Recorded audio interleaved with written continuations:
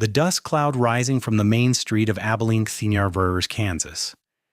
In the summer of 1878 carried more than just prairie dirt. It carried the scent of cattle, sweat, and broken dreams. And Sarah Mitchell stood at the edge of it all, watching a lone cowboy dismount from his horse with saddlebags so torn they looked ready to spill his entire life onto the ground. She had been standing outside her modest shop, a place where she'd mended clothes and leather goods for the steady stream of cowhands and settlers passing through town. The wooden sign above her door read Mitchell's Mending, in faded lettering, a reminder of the husband she had lost to fever 3 years prior. At 26, Sarah had grown accustomed to the rhythm of solitary life, finding purpose in the careful stitching of torn fabric and the predictable patterns of her needle and thread. But something about this particular cowboy made her pause, made her notice the way his shoulders sagged with exhaustion and the gentle manner in which he spoke to his horse.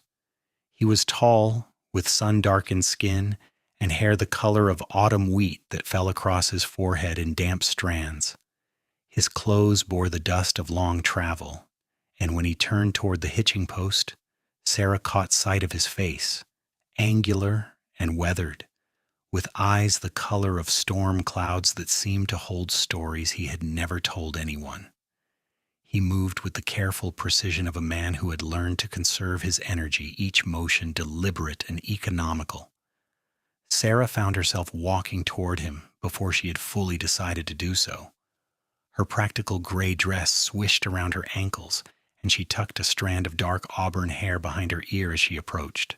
The cowboy was examining his saddlebags with a frown, running his fingers over a particularly large tear that had split the leather nearly in half. "Excuse me," Sarah said, her voice steady despite the unexpected flutter in her chest. "I could not help but notice your saddlebags. They look like they have seen better days." The cowboy looked up, and for a moment their eyes met. His expression shifted from surprise to something softer, and Sarah noticed the way the corners of his mouth twitched upward in what might have been the beginning of a smile. "Yes, ma'am," he replied, his voice a low rumble that reminded her of distant thunder. "I am afraid they have carried me through more miles than they were meant to handle. I have been meaning to get them repaired, but I have not had much opportunity to stop anywhere long enough." Sarah studied the damage more closely, noting the multiple tears, the worn stitching, and the places where the leather had begun to crack from exposure to sun and rain. "I run a mending shop just over there," she said, gesturing toward her storefront.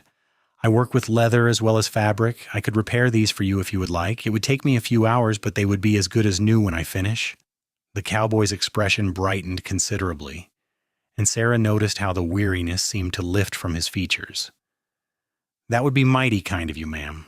I have to admit, I was worried I would lose everything I own if these bags gave out completely. How much would you charge for the work?" $2 should cover it," Sarah replied, mentally calculating the materials and time required. "I have good leather for patching, and I can reinforce the seams that are starting to fray. That seems more than fair." The cowboy began unfastening the saddlebags from his horse, his movements careful and practiced. "My name is Thomas Garrett, but most folks call me Tom. I have been working cattle drives up from Texas, and I'm heading north toward Montana to try my hand at starting my own ranch." "Sarah Mitchell," she responded, accepting the heavy saddlebags as he handed them over. The leather was warm from the sun and smelled of trail dust and horse. "Montana is a long way from here. You must have been traveling for quite some time." "Near about 2 months now," Tom confirmed, stroking his horse's neck with obvious affection. "This is my 3rd trip up the trail, but this time I'm hoping to make it my last as a hired hand. I have saved enough to buy some land and a small herd of my own. Time to put down roots somewhere." Sarah felt something shift in her chest at his words, a recognition of shared longing that surprised her. She too understood the desire for stability, for a place to call home that would not slip away like water through cupped hands. "Well, I hope Montana treats you kindly," she said, adjusting the weight of the saddlebags in her arms. "I will get started on these right away. You can collect them this evening if that suits you." Tom nodded, but he seemed reluctant to let the conversation end.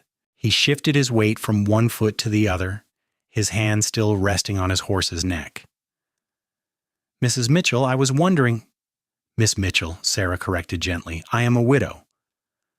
"I am sorry for your loss," Tom said, his sincerity evident in the softness of his tone.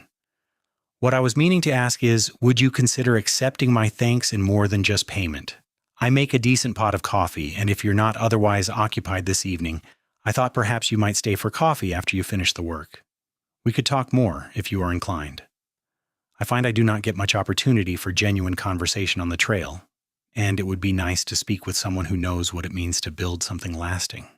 Sarah felt heat rise to her cheeks, though whether from pleasure or embarrassment, she could not quite determine.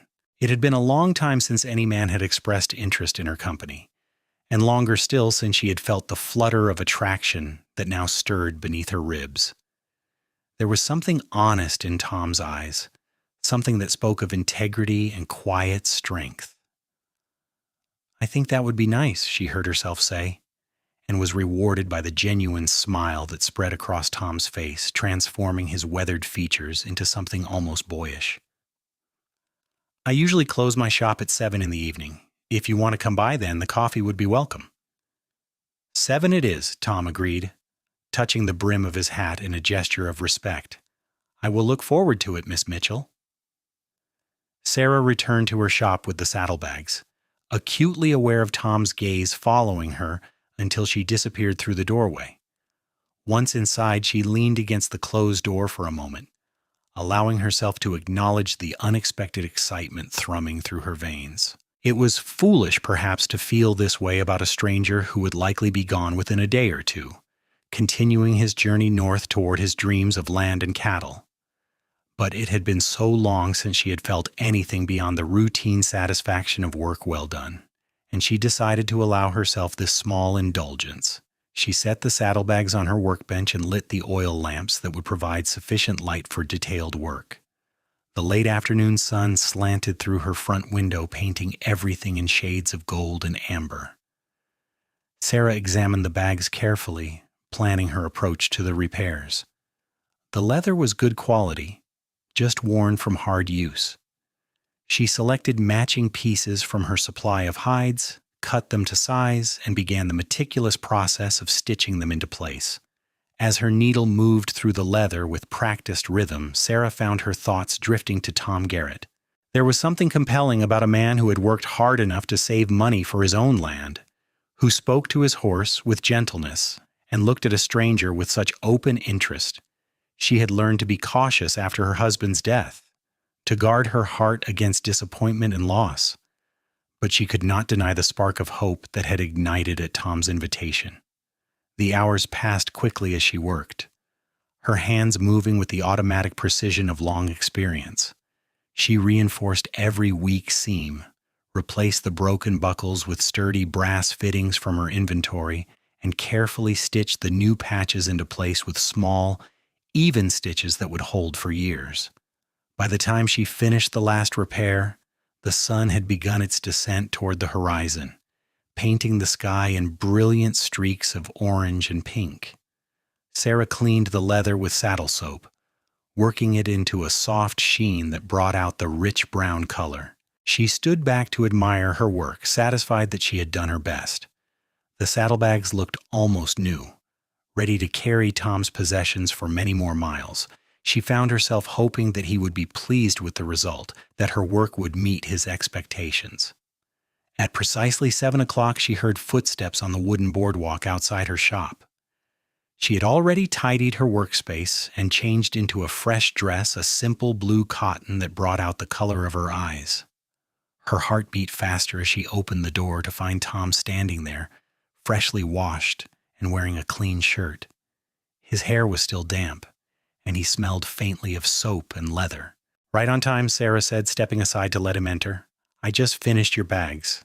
I think you will find them much improved."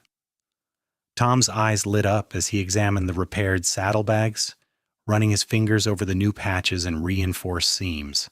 "Miss Mitchell, this is exceptional work. I have to say, these look better than they did when I first bought them. You have a real talent for this." "I have had plenty of practice," Sarah replied, pleased by his genuine appreciation. When you spend enough time with needle and thread, you learn what will hold and what will not. I can see that.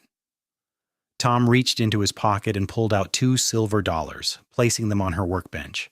And I meant what I said about that coffee, if you are still willing.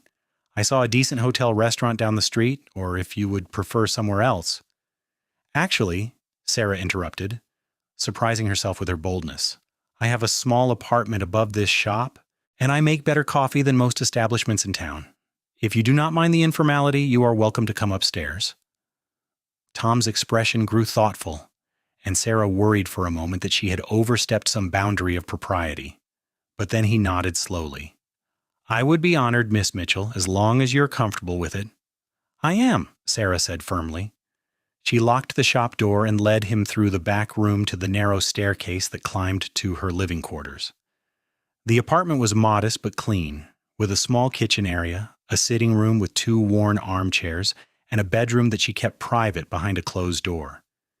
Evening light filtered through lace curtains, casting delicate shadows on the whitewashed walls. Please have a seat, Sarah said, gesturing toward the chairs while she moved to prepare the coffee. She had a small cast-iron stove where she kept a pot ready to heat. Within minutes, the rich aroma of brewing coffee filled the small space, mingling with the last rays of sunlight. Tom settled into one of the chairs, looking around the apartment with interest. You have made a nice home here, he observed. It feels peaceful. Thank you, Sarah replied, pouring coffee into 2 enamel cups. It suits me well enough, though I confess it can feel rather small sometimes. My husband and I used to talk about buying a house with more room, maybe even a little land where we could keep a garden and some chickens, but then he took sick, and those plans stayed just plans. She handed Tom his coffee and sat in the other chair, cradling her own cup between her palms. The heat felt good against her skin, grounding her in the moment. How long has it been since you lost him? Tom asked gently, his gray eyes full of sympathy rather than pity. 3 years this past March, Sarah said. Fever took him fast. 1 week he was fine, and the next he was gone. Sometimes it still catches me by surprise, the absence of him. But I have learned to build a life on my own. The shop keeps me busy, and I have made friends here in town. Tom nodded, sipping his coffee thoughtfully. It takes strength to build something new from loss. I respect that. My own story is different, but I understand something about starting over. My father was a rancher in Texas, and I always thought I would take over the family land someday. But he lost everything in a bad drought, had to sell the property just to cover his debts. He and my mother moved to San Antonio to live with my sister, and I took to the cattle trails to earn my stake. That must have been difficult, Sarah said softly, watching your family lose their dreams like that. It was, Tom admitted, but it also taught me that land is not just about ownership. It is about what you do with it, how you care for it. I want to build something that will last, something I can pass on to future generations if I am blessed enough to have a family someday. The mention of family hung in the air between them, charged with possibility. Sarah felt her pulse quicken, acutely aware of the intimacy of this moment, sitting in her small apartment with this man she had met only hours ago. Yet it did not feel rushed or improper. Instead, it felt like the beginning of something genuine, something worth exploring. Tell me about Montana, she said, wanting to understand his vision. What draws you there specifically? Tom's face brightened with enthusiasm. The valleys up north have good grass and water, room for cattle to roam, but not so wild that you cannot manage them properly. I have heard stories from other cowboys who have been through there. They say the winters are hard, but if you prepare right, you can build a good life. There is still land available for claiming or buying at reasonable prices, not like Texas where everything worthwhile is already spoken for. It sounds like you have thought this through carefully, Sarah observed. I've had plenty of time to think on the trail, Tom said with a slight smile. Sometimes I wonder if I think too much, plan too carefully. Maybe I should just arrive and see what happens, but I suppose I like to know where I'm heading, even if the details change along the way. I understand that impulse, Sarah said. After my husband died, I had to make so many decisions about how to support myself, where to live, what kind of work I could do. Having a plan gave me something to hold on to when everything else felt uncertain. They talked for hours as the light faded, and Sarah lit oil lamps to push back the darkness. They spoke of their childhoods, Sarah growing up in Ohio as the youngest of 5 children, Tom raised on that Texas ranch with endless sky and the constant challenge of coaxing life from stubborn land. They shared stories of mistakes and triumphs, of dreams deferred and hopes rekindled. Tom told her about the cattle drives, the long days in the saddle and the longer nights under stars so bright they seemed close enough to touch. He described the rivers they had to cross, swollen with spring runoff and treacherous with hidden currents. He spoke of the camaraderie among the cowboys, but also the loneliness of being constantly in motion, never quite belonging anywhere. Sarah told him about learning her trade from an elderly seamstress who had taken her in after her husband's death, teaching her not just the practical skills of mending, but the business sense needed to run her own shop. She described the satisfaction of taking something broken and making it whole again, the quiet pride in work done well. "I think that is what draws me to you," Tom said suddenly, his words slow and considered. "You understand the value of fixing things, of not giving up when something tears or breaks. There is wisdom in that." Sarah felt warmth spread through her chest at his words. "And you understand the value of patience, of working towards something even when the goal is distant. That takes its own kind of wisdom." Tom set down his empty coffee cup and leaned forward, his elbows resting on his knees. "Miss Mitchell, Sarah, if I may be so bold, I know we have only just met, and I know I have no right to ask this when I'm supposed to be heading north in a day or two, but I find myself not wanting to leave. I find myself thinking that maybe Montana could wait a little while longer." Sarah's breath caught in her throat. She had been thinking the same thing, wondering how she could possibly watch this man ride away when the connection between them felt so immediate and real. "What are you saying, Tom?" "I am saying that I would like to stay in Abilene for a time, if you would allow me to call on you properly. I have enough saved that I can afford to delay my journey, and I'm beginning to think that some things are worth taking time for. I would very much like to know you better, Sarah Mitchell, to see if this feeling between us is as real as it seems." Sarah's heart soared, but her practical nature urged caution. "Tom, I will not lie to you. I feel this too, this connection. But I have to ask, what happens if you stay and we discover that this is real? Montana is still calling to you. Would you give up that dream? Because I have built a life here in Abilene, and I do not know if I could simply walk away from it." Tom nodded slowly, appreciating her honesty. "Those are fair questions, and I do not have all the answers yet. But I do know this: I have been chasing a dream of land and cattle for 3 years now.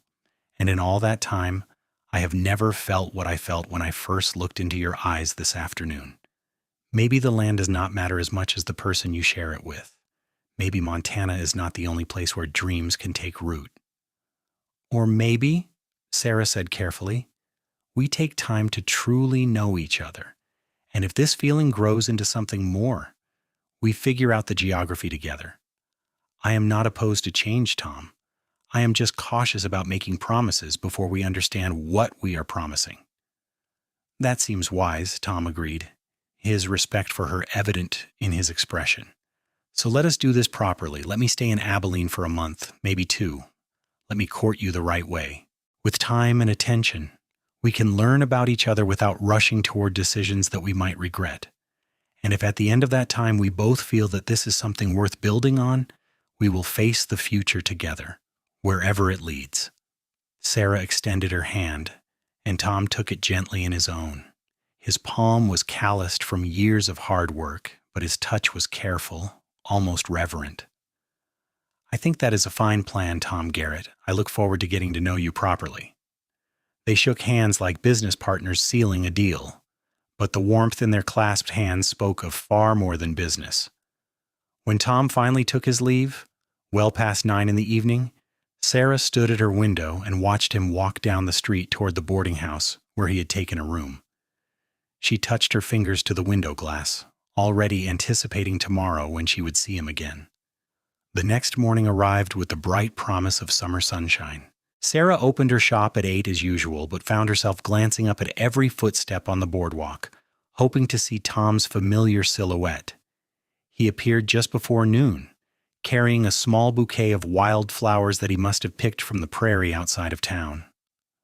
"I thought these might brighten up your shop," he said, offering them with an almost shy smile. "They are not much, but they reminded me of you, resilient and beautiful, despite the harsh conditions." Sarah accepted the flowers with genuine pleasure, finding a jar to use as a makeshift vase. "They are lovely, Tom, thank you." "I was wondering if you might join me for lunch," Tom continued. "There is a restaurant across the street that seems respectable, and I would enjoy your company." "I usually work through lunch," Sarah began, but then stopped herself. When had she become so rigid in her routines? When had she forgotten how to make room for spontaneity and joy? "But I think I can make an exception today. Let me just put up a sign saying I will return in an hour." They ate lunch at a small establishment that served hearty frontier fare: beef stew, fresh bread, and apple pie that was almost as good as what Sarah remembered her mother making back in Ohio. They talked easily, the conversation flowing as naturally as it had the night before.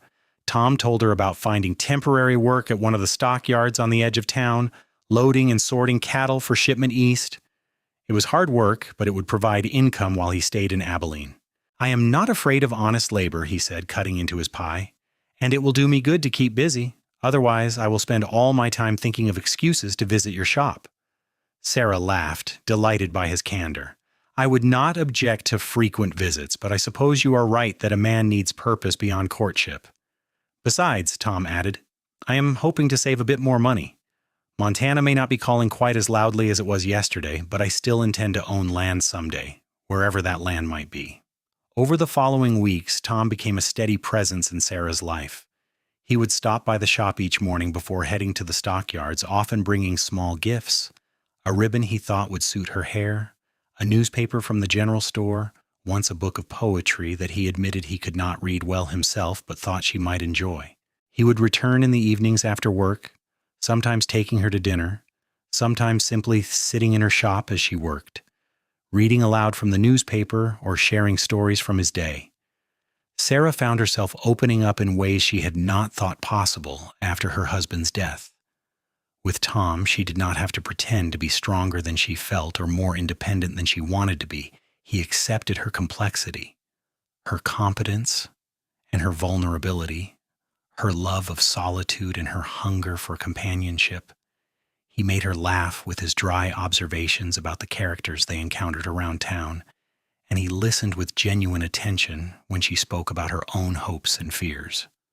One evening, about 3 weeks after they had met, Tom arrived at the shop with a more serious expression than usual. Sarah looked up from the shirt she was mending, immediately sensing the shift in his mood. "Is something wrong?" she asked, setting aside her work. Tom closed the door behind him and came to stand by her workbench. "Not wrong exactly, but I need to talk to you about something important." Sarah's stomach tightened with apprehension.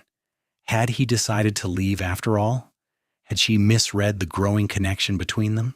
"I received a letter today from a man in Montana," Tom began, pulling a folded piece of paper from his pocket. "He is a rancher I met on one of my cattle drives, a good man who has built a successful operation up north. He wrote to tell me about a property adjacent to his land, 320 acres with a creek running through it, good grass, and a small cabin already built. He says the owner passed away without heirs, and the bank is selling it for a fair price. He thinks I should come look at it soon before someone else snaps it up."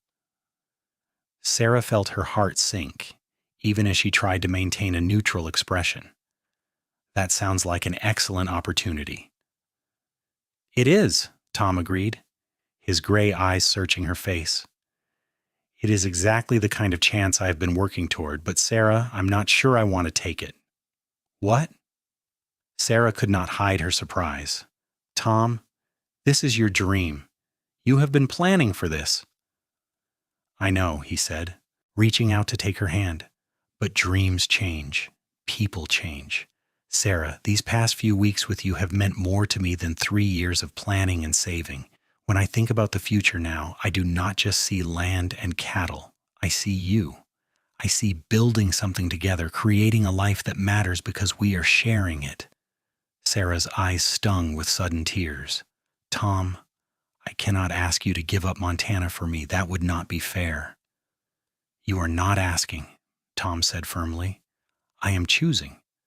But I am also hoping that maybe you would consider coming with me if the opportunity is right. I know that is a big request, and I do not expect an answer right away.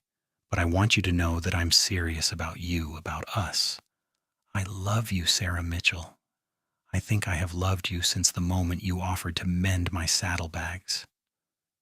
The tears spilled over now, running down Sarah's cheeks. She had been so careful to guard her heart, so determined not to get hurt again. But somewhere along the way, Tom had slipped past all her defenses, and now she could not imagine her life without him in it. I love you too, she whispered.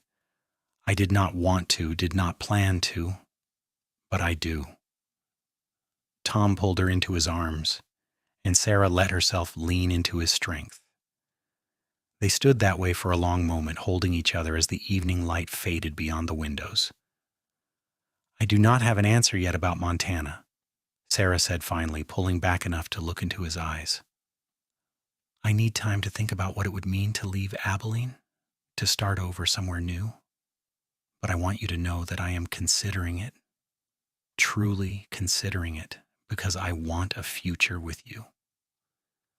That is all I can ask, Tom said, cupping her face gently in his hands.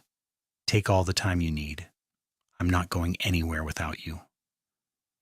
He kissed her then, a soft press of lips that spoke of tenderness and promise. Sarah felt something inside her shift and settle, like a door that had been locked finally swinging open to let in light. Over the next few days, Sarah found herself wrestling with the decision that lay before her. She walked through Abilene's familiar streets, noting every landmark that had become part of her daily life. She visited the cemetery where her husband was buried, sitting by his grave and speaking to him as if he could hear. I think you would like him, she told the weathered headstone. He is a good man, steady and kind. He makes me laugh, and he makes me want to try again, to risk my heart even though I know how much it can hurt to lose someone. I think you would tell me to go, to choose life and love over safety and routine. I think you would want me to be happy. The wind rustled through the prairie grass, and Sarah took it as the blessing she needed. She also sought counsel from her few close friends in town. Margaret, who ran the boarding house, listened to Sarah's dilemma with a thoughtful expression. Honey, I have known you for 3 years now, and I have watched you survive, but I have not seen you truly live until this cowboy came to town, Margaret said, pouring them both tea in her tidy kitchen. You have been existing, getting through each day, but there has been no joy in it. Now I see you smile, really smile, and I hear you laugh. That is worth a great deal. But I have built something here, Sarah protested. I have my shop, my independence. If I go to Montana, I will be starting from nothing. You will be starting with love, Margaret corrected. And from what you have told me, this Tom is not asking you to give up who you are. He is asking you to be yourself in a new place with him beside you. That is different from sacrificing yourself for someone else. Sarah knew Margaret was right. Tom had never suggested that she stop working or that she could not continue her trade in Montana. In fact, he had spoken enthusiastically about how useful her skills would be on a ranch, where there was always tack to mend and clothes to repair. A week after Tom had shown her the letter, Sarah invited him to dinner in her apartment. She had spent the afternoon preparing a proper meal: roasted chicken, potatoes, greens from the market, and a berry cobbler that filled the small space with the aroma of cinnamon and sugar. When Tom arrived, freshly washed and wearing his best shirt, she saw the question in his eyes. The hope and fear mingled together. They ate slowly, savoring both the food and the anticipation. Finally, over cobbler and coffee, Sarah reached across the table and took Tom's hand. I have been thinking about Montana, she began, watching his expression carefully. And I have been thinking about what kind of life I want to live. For 3 years, I've been so focused on survival that I forgot about possibility. You remind me that there is more to life than just getting through each day. You make me want to take risks again, to build something new. Tom's grip on her hand tightened. Sarah? Let me finish, she said gently. I am scared, Tom. I am scared of leaving everything familiar, scared of what it will mean to start over in a place I have never seen, but I am more scared of letting fear keep me from choosing love. So yes, I will go to Montana with you. I will be your wife, if you will have me, and we will build that life together. Tom was out of his chair in an instant, pulling Sarah up and into his arms. If I will have you, Sarah, you have just made me the happiest man in Kansas, in the whole country. I promise you will not regret this. I will spend every day making sure you know how much I love you, how grateful I am that you took a chance on a dusty cowboy with worn-out saddlebags. Sarah laughed through happy tears. Those saddlebags brought you to me. I will always be grateful for them. They were married 3 weeks later in a simple ceremony at the small church in Abilene. Margaret stood up as Sarah's witness, and Tom had befriended another cowhand at the stockyards who agreed to serve as his. Sarah wore a dress of pale blue that she had sewn herself, with delicate white embroidery at the collar and cuffs. Tom wore new trousers and a pressed shirt, his hair neatly combed, and his boots polished to a shine. The ceremony was brief but heartfelt. When the minister pronounced them husband and wife, Tom kissed Sarah with such tender passion that Margaret dabbed at her eyes with her handkerchief, and the other witness grinned broadly. Afterward, they had a small celebration dinner at the hotel restaurant, with Margaret and a few other friends Sarah had made in Abilene. To new beginnings, Margaret toasted, raising her glass. May Montana treat you kindly, and may you always remember that you have friends here if you ever need them. We will write, Sarah promised, knowing she would miss Margaret's practical wisdom and warm companionship. And perhaps someday you will come visit us on our ranch? I just might do that, Margaret said with a smile. Someone needs to make sure this cowboy is treating you right. Tom and Sarah spent their wedding night in the best room at Margaret's boarding house, a luxury that Tom had insisted on despite the expense. As Sarah lay in her new husband's arms, listening to the steady beat of his heart beneath her ear, she felt a peace she had not experienced in years. This was right. This was where she was meant to be. They spent the next 2 weeks preparing for the journey north. Tom sold his horse and bought a sturdy wagon with 2 strong draft horses to pull it.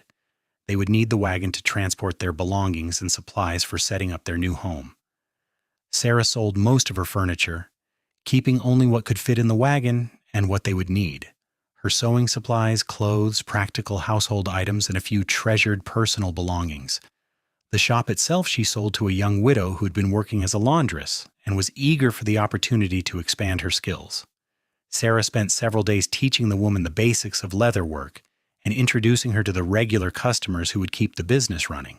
It felt strange to let go of something she had built with such care, but she reminded herself that she was not giving up her skills, only changing the location where she would use them. On a bright morning in late August, Tom and Sarah loaded the last of their belongings into the wagon and prepared to leave Abilene. A small crowd had gathered to see them off. Margaret, of course, along with several other townspeople who had come to appreciate Sarah's work and to wish them well. You take care of her, Margaret told Tom sternly, though her eyes were wet with tears. She is precious cargo you are hauling north. I know it, ma'am, Tom replied seriously. I will guard her with my life. Sarah embraced Margaret tightly, struggling to find words adequate for the goodbye. Thank you for everything, she managed. Thank you for being my friend when I needed one most. Write to me when you get settled, Margaret said. I want to hear all about this Montana adventure. Tom helped Sarah onto the wagon seat, then climbed up beside her and took the reins. The horses shifted in their harnesses, ready to begin the journey. Sarah took one last look at the town that had been her home for 3 years, committing it to memory. The dusty main street, the false-fronted buildings, the church steeple rising against the endless prairie sky. Then she turned to face forward, toward Montana and the future waiting there. The journey north took nearly 6 weeks. They traveled through Kansas and into Nebraska, following established trails but also forging their own path when Tom knew shortcuts from his cattle driving days.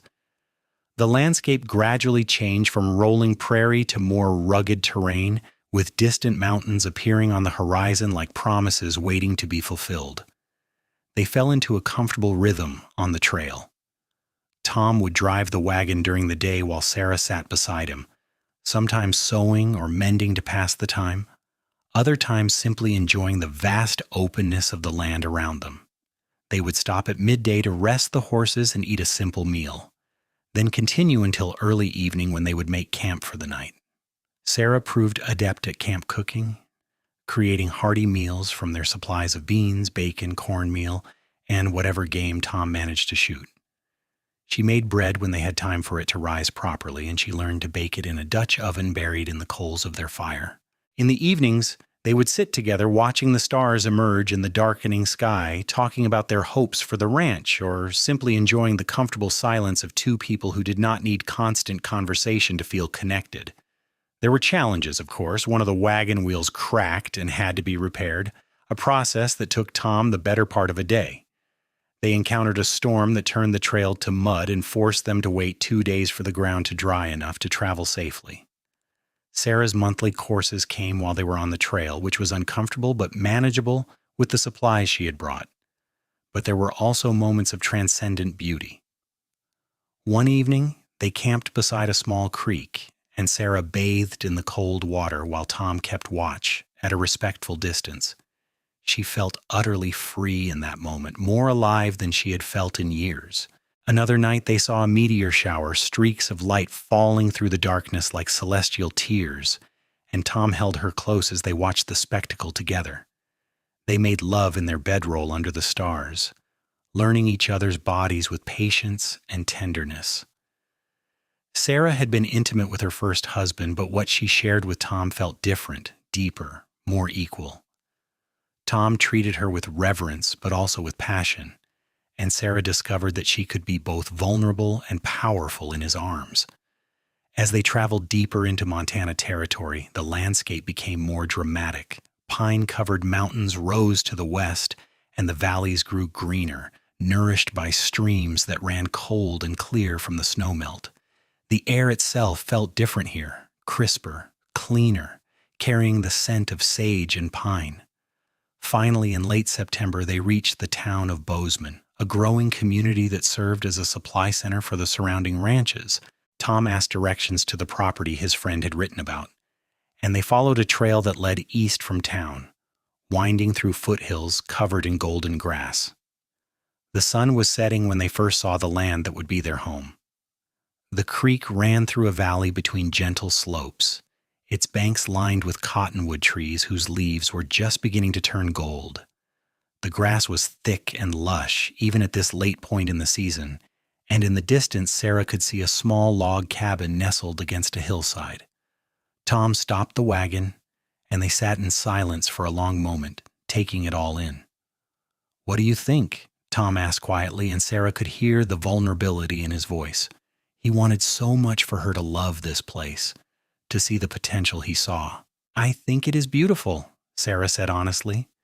"I think it looks like home." Tom's face broke into a brilliant smile, and he pulled her close, kissing her soundly before urging the horses forward toward the cabin. The cabin proved to be sturdily built, with a stone fireplace and a wooden floor that was a luxury after weeks of sleeping on the ground. It was a single large room with a loft above for sleeping, and while it was dusty from disuse, Sarah could see that it had good bones.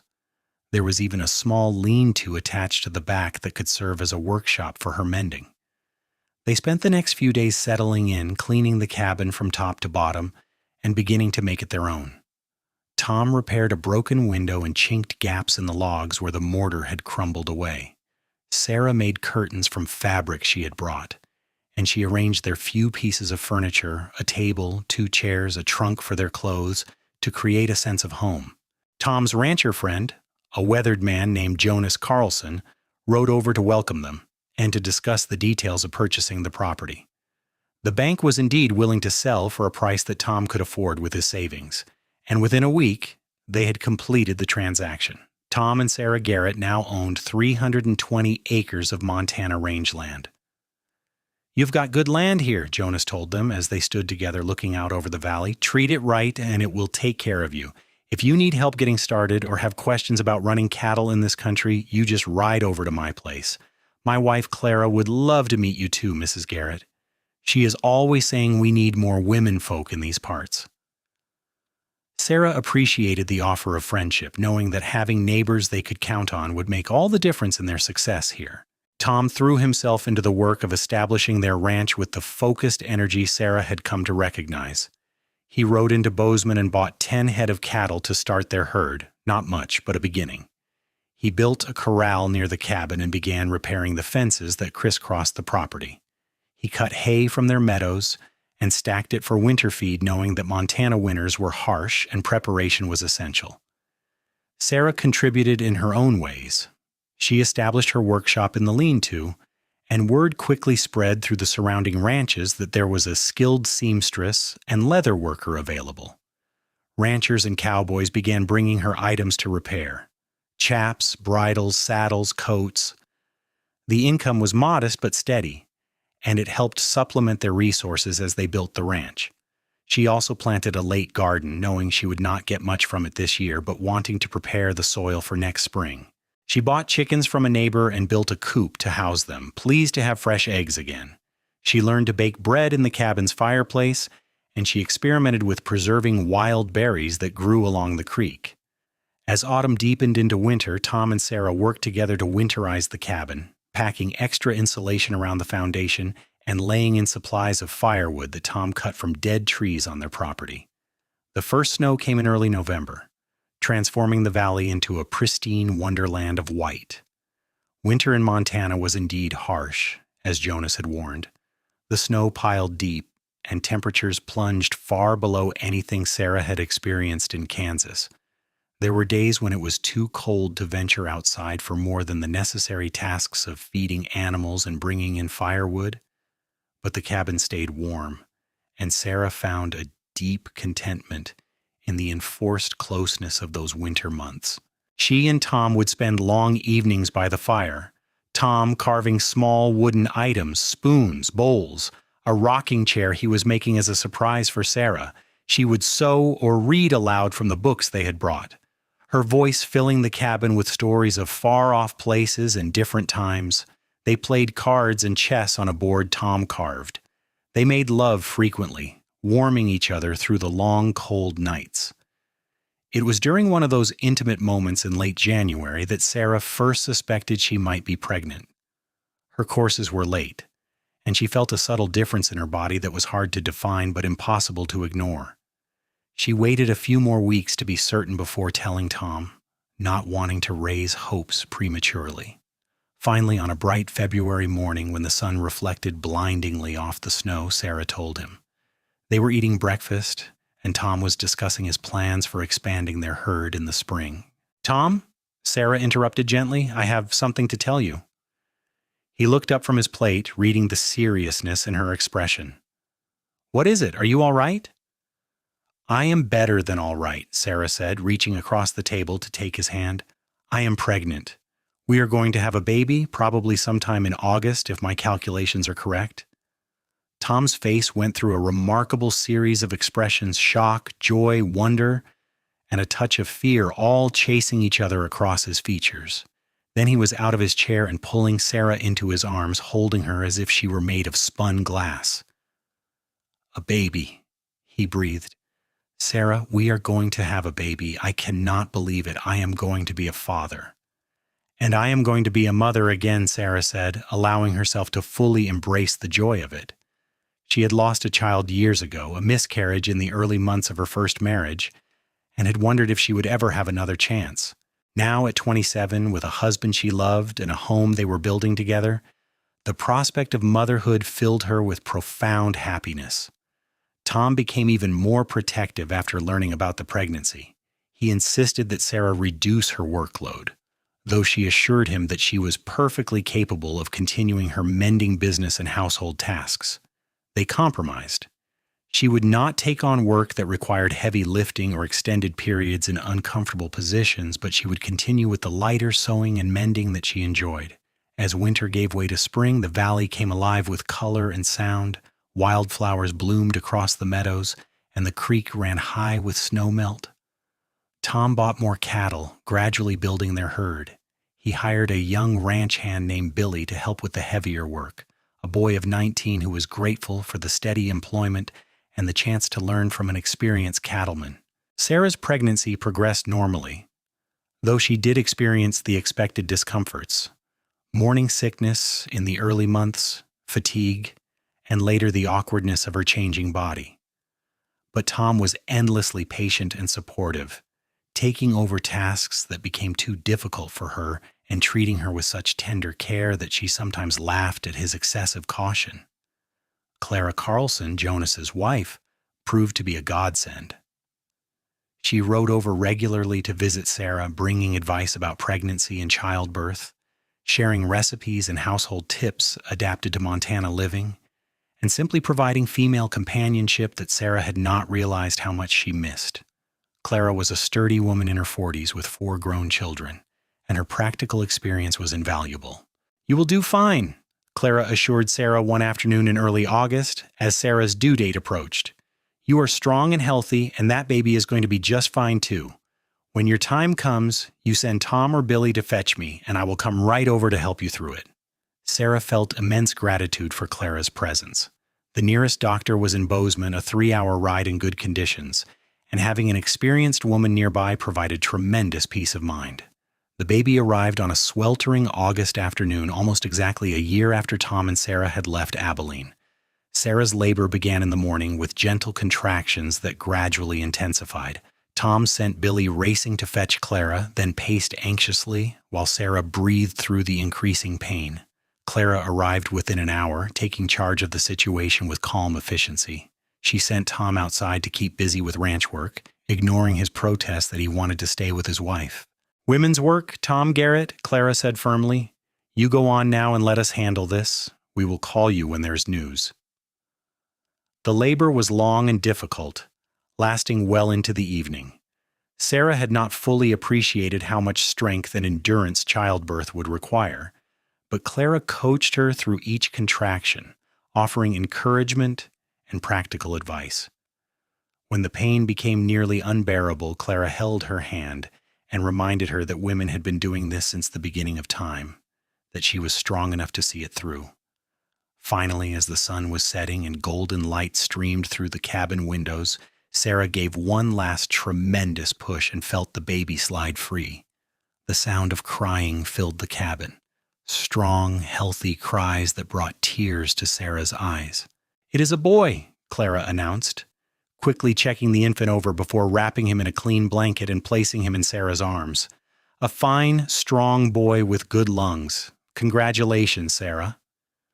Sarah looked down at her son's red, wrinkled face, overcome with love so intense it was almost painful.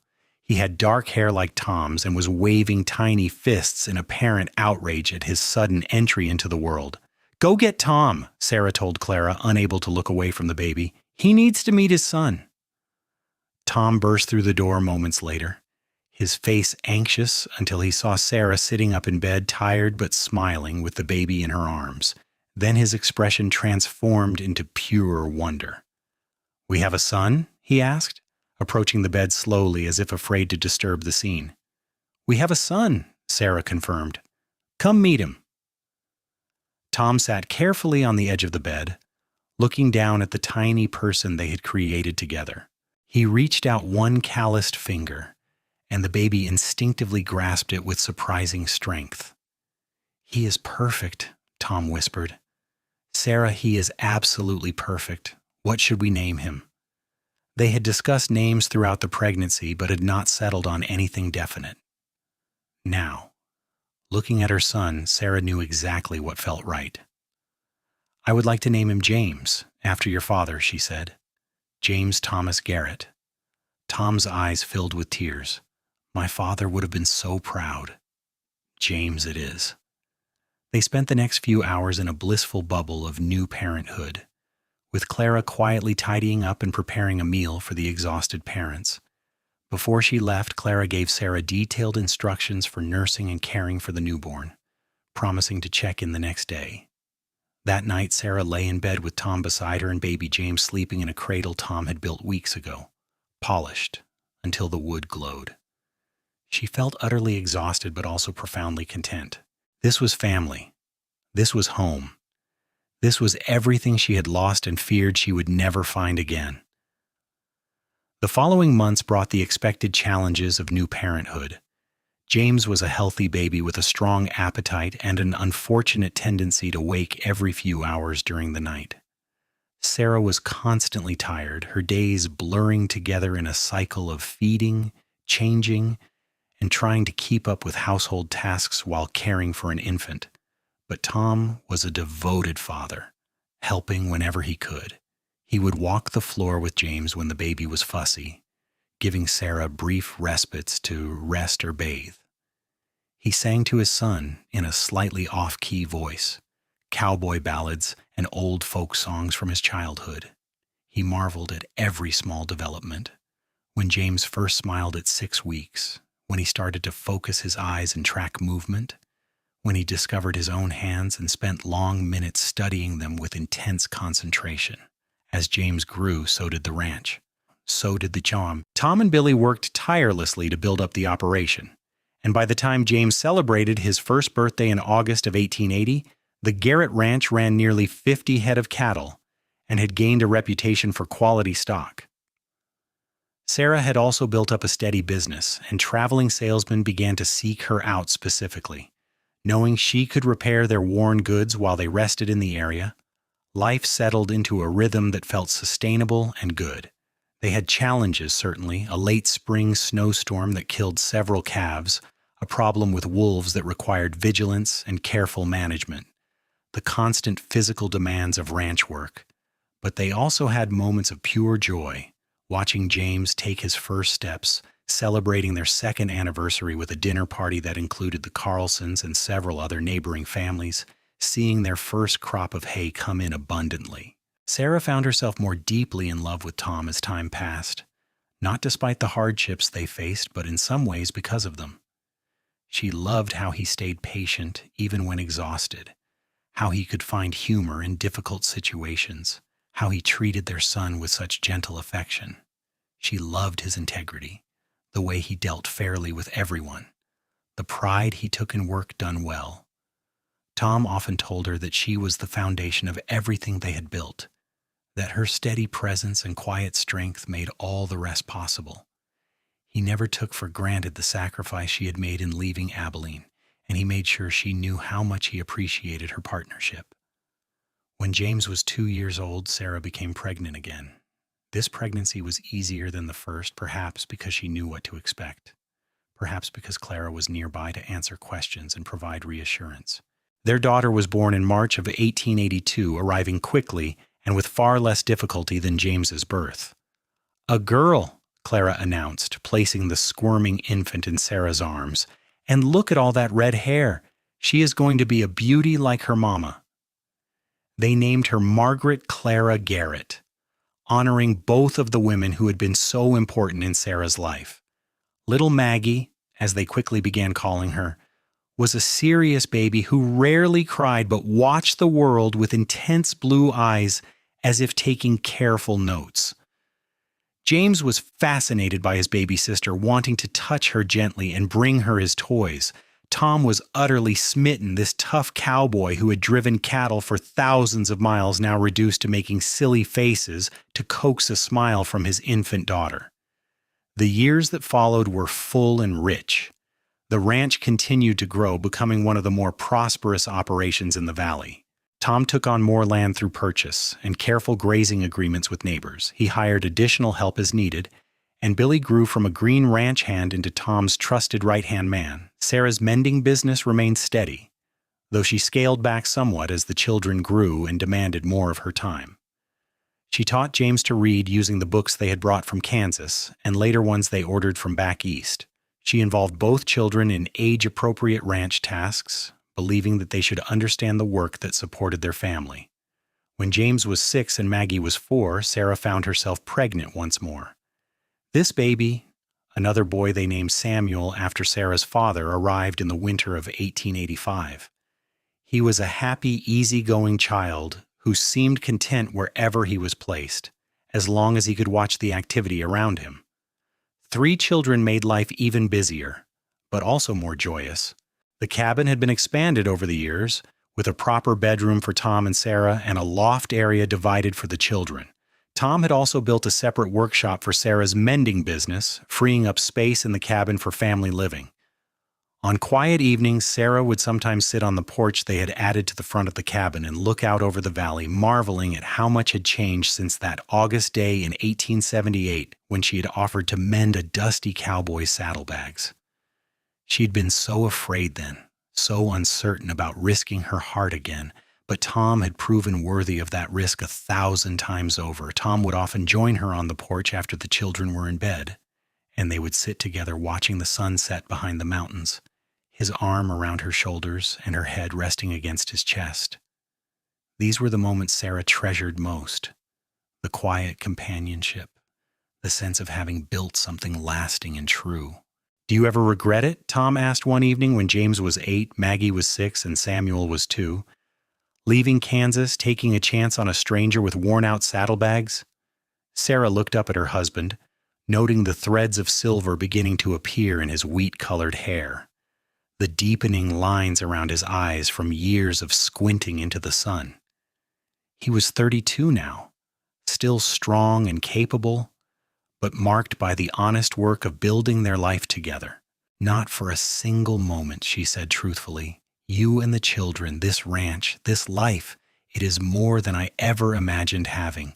I am grateful every day that you stopped in Abilene, that those saddlebags needed mending, that you were brave enough to ask me to stay for coffee." "I am the lucky one," Tom insisted, pulling her closer. "You could have said no. You could have sent me on my way with my repaired bags and never thought of me again. Instead, you gave me everything I did not know I needed, a home, a family, a partner, in every sense of the word." They kissed as the sunset painted the sky in shades of rose and gold, and Sarah felt the same flutter in her chest that she had experienced that first afternoon 8 years ago. Love, she had learned, was not something that faded or diminished over time. When it was real, when it was built on respect and partnership and genuine affection, it only grew deeper and more precious. The years continued to pass, marked by the rhythms of ranch life and the milestones of growing children. James grew tall and strong, learning to ride and rope and manage cattle with his father's patient guidance. He had Tom's steady temperament and Sarah's eye for detail, a combination that served him well. Maggie proved to be fiercely independent, with a will of iron despite her small size. She insisted on learning everything her older brother learned, refusing to be limited by her gender. Tom encouraged her curiosity, teaching her to ride as well as any cowboy, and trusting her with genuine responsibilities around the ranch. Samuel was the most social of the 3 children, making friends easily with the children of neighboring ranches and charming adults with his sunny disposition. He loved animals and had a special way with horses, able to calm even the most skittish mount. In 1888, when James was 10, Maggie was 8, and Samuel was 5, Tom and Sarah made the decision to build a proper house. The cabin had served them well, but with 3 growing children and the ranch's continued success, they had both the need and the resources for something larger. They built a 2-story frame house with a wide porch, 4 bedrooms, a proper kitchen, and a sitting room with large windows that looked out over the valley. Sarah cried the first night they spent in the new house, but they were happy tears. She thought about how far they had come from that afternoon in Abilene to this spacious home that echoed with the voices of their children. Tom held her on the porch of their new house, understanding without words what she was feeling. The old cabin became Sarah's workshop, where she could spread out her mending projects without worrying about children getting into her supplies or materials. She hung a sign outside that read "Garrett Mending and Leather Work," officially establishing her business as a recognized enterprise. As the children grew older, they began to understand more fully the story of how their parents had met. James, in particular, loved to hear about the saddlebags that had brought his parents together. Tom still had them, carefully stored and maintained, though he had long since replaced them for actual use. They were a tangible reminder of the day that had changed both their lives. "Tell us again about how you decided to stay," Maggie would plead, snuggling close to Sarah at bedtime. "Well," Sarah would begin, "your father was supposed to be traveling to Montana, but when we met, something just felt right. He asked if I would stay for coffee after I mended his saddlebags so we could talk more, and I said yes. That coffee turned into many conversations, and those conversations turned into love." "And then what?" Samuel would ask, even though he had heard the story many times. "And then your father asked me to marry him and come to Montana, and I said yes to that too. It was scary leaving everything I knew, but I knew that being with your father was worth the risk. And now we are all here," James would conclude with satisfaction. "And now we are all here," Sarah would agree, kissing each child goodnight and thanking God for the courage she had found that day in Abilene. The children grew and the ranch prospered. In 1895, when James was 17, he began courting the daughter of a neighboring rancher, a sensible girl named Emily, who was not intimidated by the hard work of ranch life. Sarah watched her eldest son fall in love and recognized the same glow she had seen in Tom's eyes all those years ago. James and Emily married in the spring of 1896, and Tom deeded them a portion of the ranch to start their own operation. It was bittersweet to watch her son establish his independence, but Sarah was proud of the man he had become. Maggie announced at 16 that she wanted to become a teacher. She was bright and determined, and after some discussion, Tom and Sarah agreed to send her to the Teachers College in Bozeman. It was unusual for ranch daughters to pursue education beyond basic schooling, but Tom and Sarah had never believed in limiting their children based on convention. Samuel, at 13, showed every sign of becoming a talented horse trainer. He had infinite patience with the animals and an intuitive understanding of their behavior. Tom encouraged this interest, seeing it as a valuable skill that could benefit the ranch for generations. As Sarah approached her mid-40s, she found herself reflecting more frequently on the journey that had brought her to this point.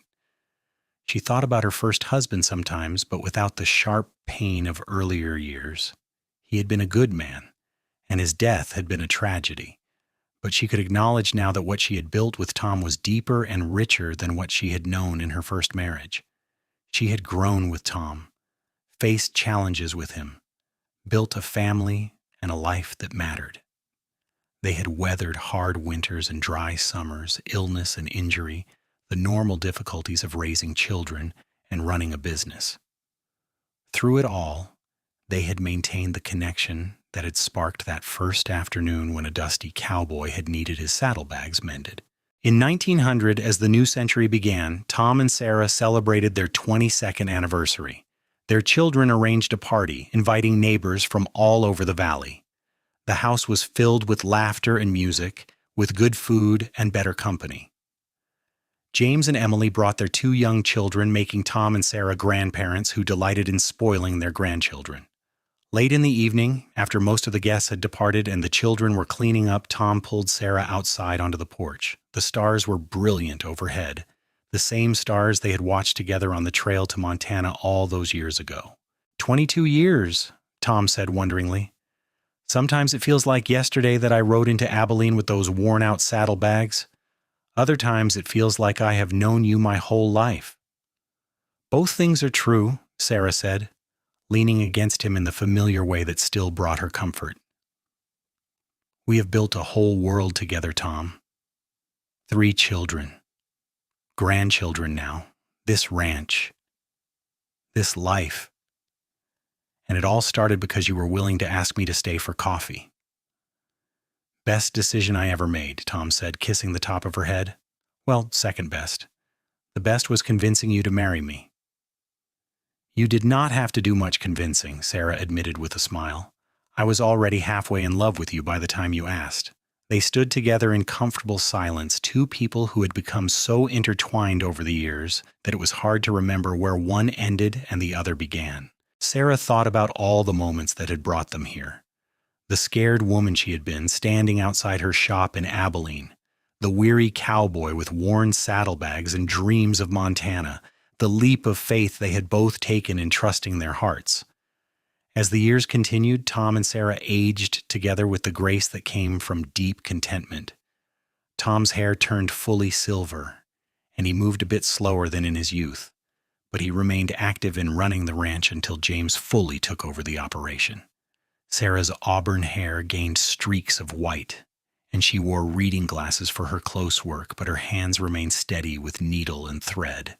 They became the matriarch and patriarch of a growing family. Maggie married a fellow teacher and had 3 children, though she continued to teach part-time.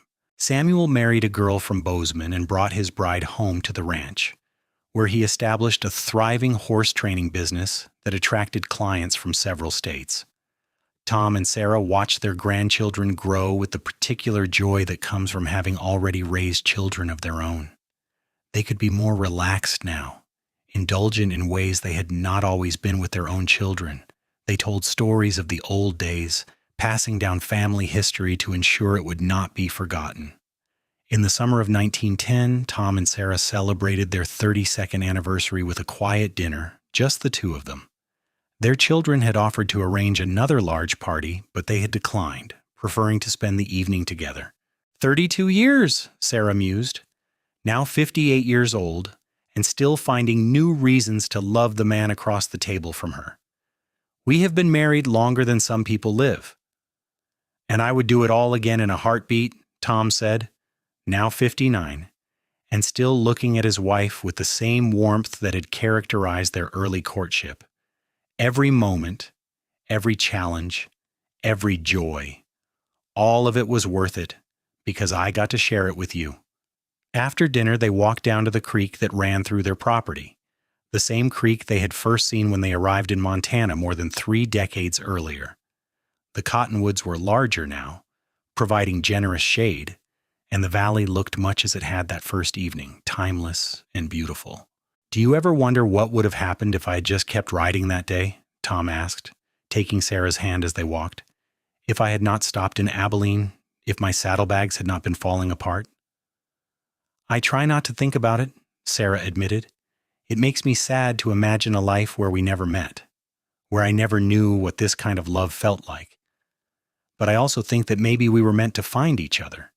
Maybe all the difficult things we each went through before we met were preparing us for this. For each other. I like that thought, Tom said. It gives meaning to the hard times, makes them part of a larger story. They sat by the creek until the sun set, comfortable in their shared silence, two people who had built a life that exceeded their individual dreams. When they finally walked back to the house, their fingers were still intertwined, just as their lives had been for more than 3 decades. The years that followed brought the inevitable changes of aging. Tom developed arthritis that made cold mornings difficult, and Sarah's vision continued to weaken despite her glasses. But they adapted, adjusting their routines and accepting help from their children and grandchildren when necessary. They took joy in the successes of their family.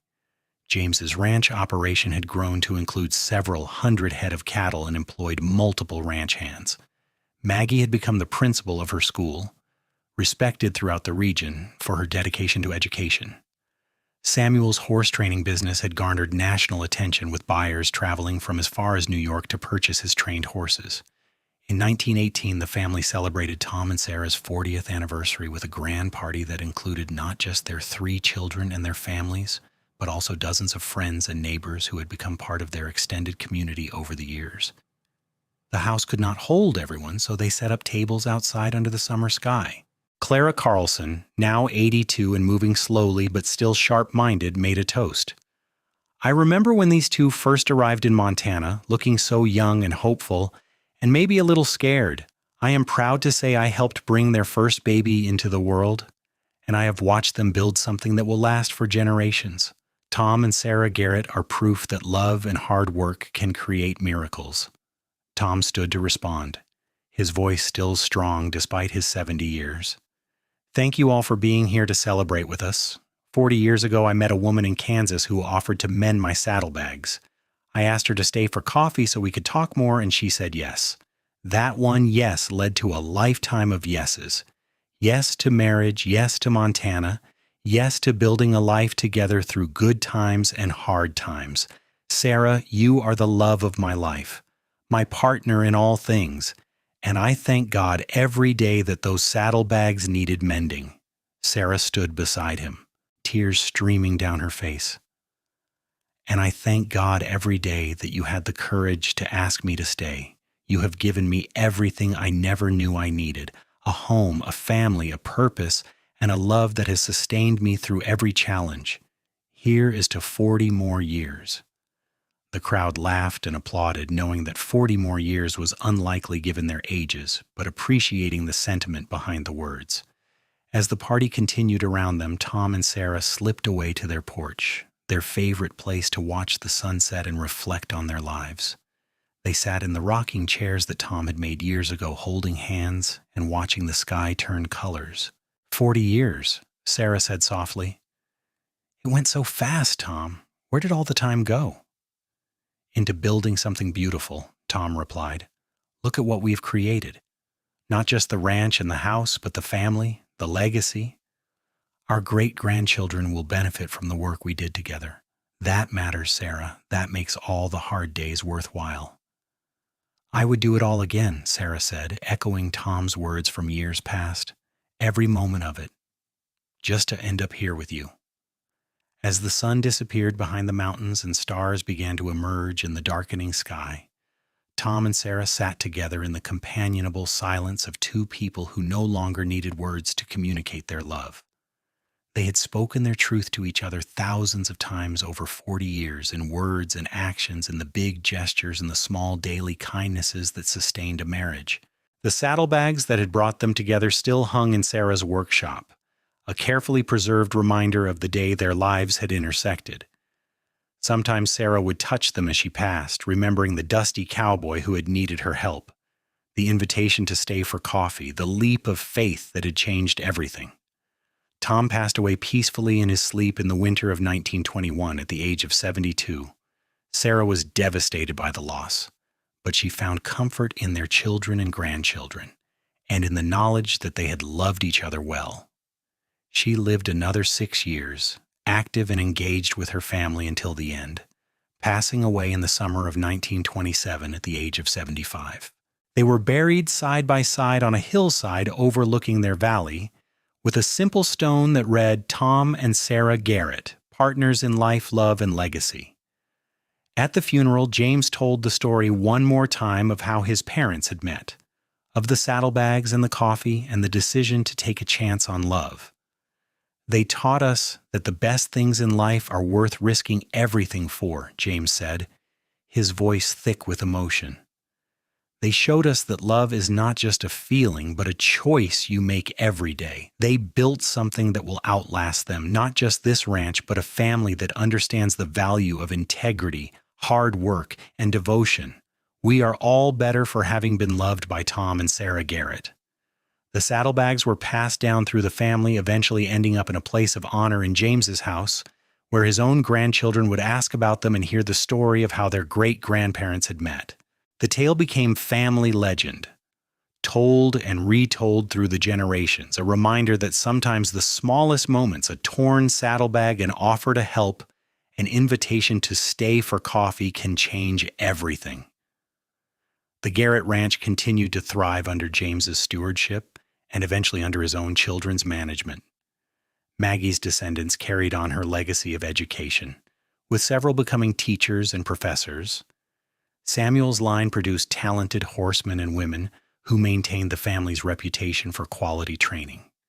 But more than the professional accomplishments, the Garrett family carried forward the example of Tom and Sarah's marriage, the understanding that true partnership requires respect, communication, and the willingness to choose love even when it is difficult.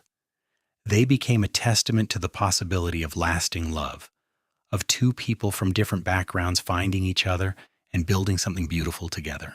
Years later, when the old house was being renovated, workers found a letter tucked into the framework, written by Sarah to Tom on their 25th anniversary, but apparently never given to him. The letter, now yellowed with age, was carefully preserved and eventually displayed alongside the famous Saddlebags. It read, "My dearest Tom, 25 years ago today, you asked me to stay for coffee after I mended your saddlebags, and I made the best decision of my life when I said yes. Every day since then has been an adventure, a challenge, and a blessing. You have been my rock, my partner, my greatest love. Whatever comes in the years ahead, I want you to know that I would choose you again and again in every lifetime, in every circumstance. You are the best thing that ever happened to me. With all my love, forever and always, Sarah." The letter perfectly captured what those who knew Tom and Sarah had always understood, that their love was real and deep and enduring, the kind of love that sustains not just two people but entire families for generations. It was the kind of love worth commemorating, worth aspiring to, worth believing in. And it all began with worn saddlebags, a woman with skilled hands and a guarded heart, a cowboy with dreams of Montana and the courage to ask a stranger to stay for coffee, and two people brave enough to risk everything for the possibility of love.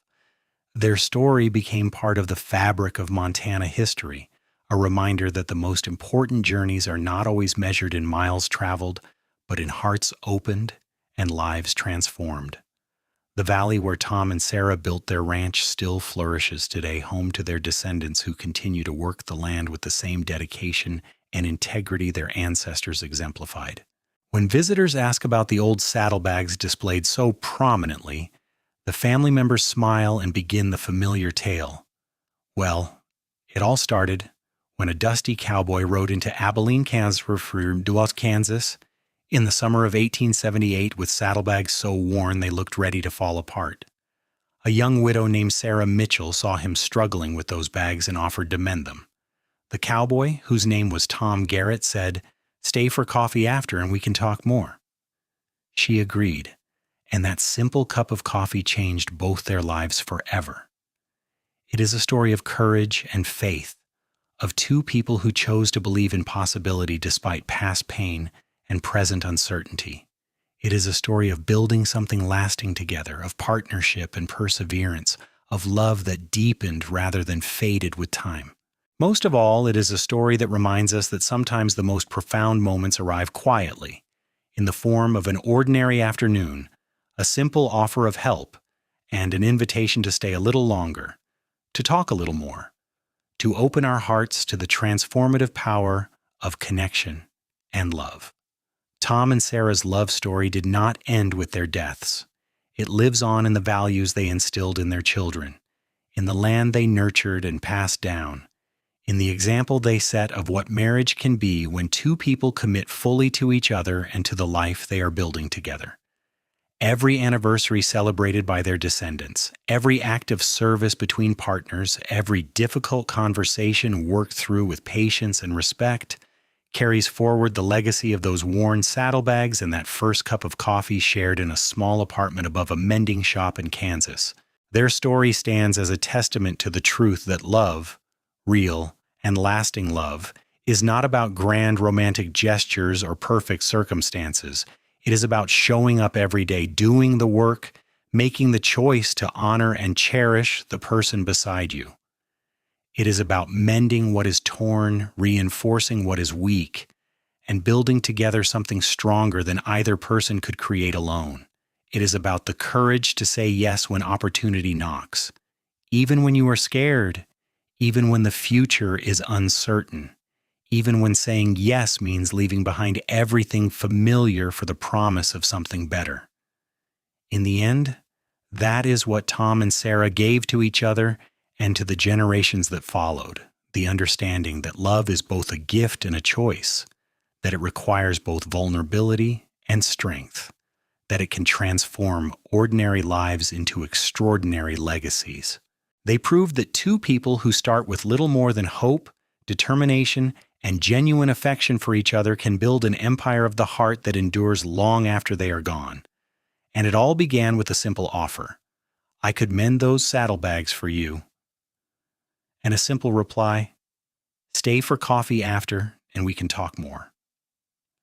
2 sentences that changed everything, that created a love story for the ages, that built a family and a legacy that continues to flourish more than a century later in the beautiful Montana Valley, where Tom and Sarah chose to make their home, their stand, and their forever.